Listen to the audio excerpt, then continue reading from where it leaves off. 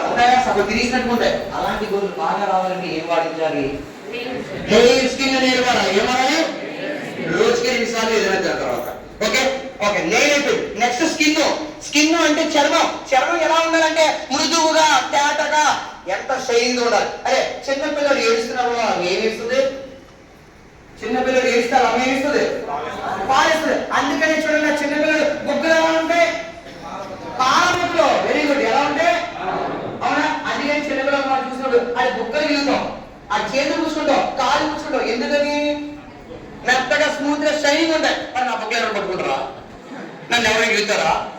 ఎందుకంటే పీకిపోయి పాకిపోయి ఎండిపోయిన బొగ్గలు. అవునా? కాబట్టి నాకెవరు. కానీ మీ చర్మ సౌందర్యం బాగుండాలంటే, మీ యొక్క చర్మం నిగడిలాడుతుండాలంటే, ఇక్కడ ఉన్న చాలా మందిలో ఒక్కొక్కసారి చర్మము పొలుసు వస్తుంది. ఏమొస్తుంది? పొలుసు కింద వస్తాయి చిన్న చిన్న